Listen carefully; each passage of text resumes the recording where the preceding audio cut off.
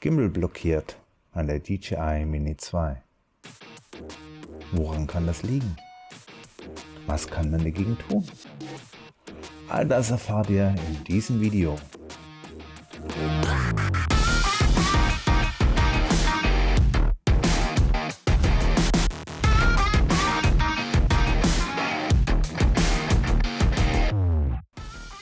Neulich bei einem Testflug plötzlich fing der Gimbal an zu zittern.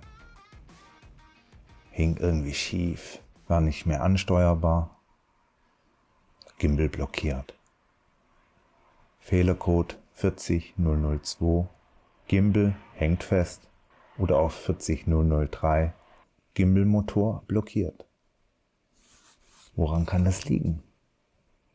Der Gimbal-Motor der Mini 2 ist nicht sehr stark und die Mechanik des Gimbals auch nicht sonderlich geschützt gegen Außeneinwirkungen wie kleinste Partikel an Staub, Erde, Sand, Steinchen.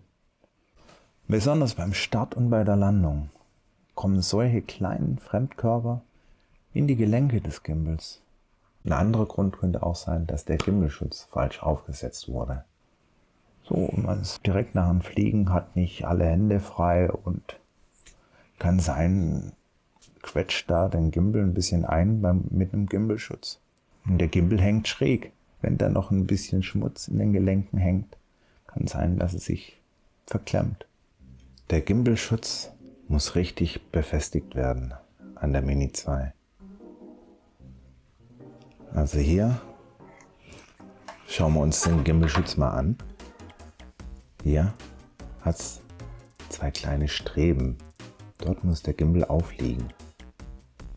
Auch seitlich sind die Verstrebungen, sodass er einen guten Halt hat. Ich lasse manchmal den ND-Filter dran und mir ist es auch schon passiert, dass der Gimbal dann krumm im Gimbalschutz drin war. Den Gimbalschutz vorne einhängen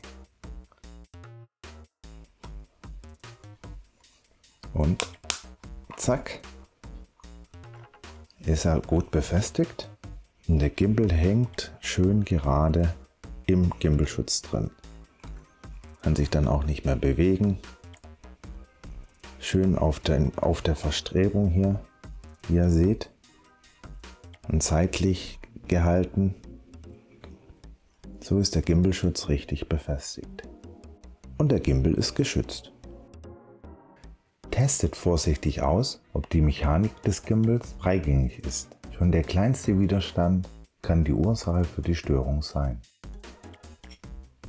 Bitte alles im ausgeschalteten Zustand machen. Den Gimbal nie bewegen, wenn er eingeschaltet ist.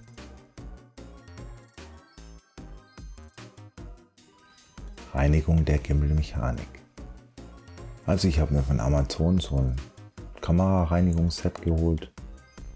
Da ist ein Pinsel dabei, so eine Luftpumpe, so ein Blasebalg und noch anderen Schnickschnack, was wir jetzt aber hier für die Reinigung gar nicht brauchen. Reinigt jede Öffnung des Gimbals, ganz besonders dort, wo ihr die Schwergängigkeit vermutet.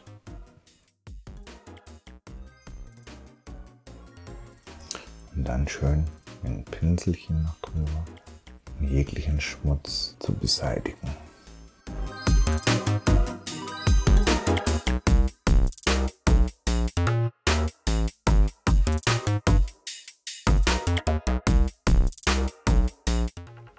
Was kann man dagegen tun, damit man keinen Schmutz in die Gimbalachsen bekommt?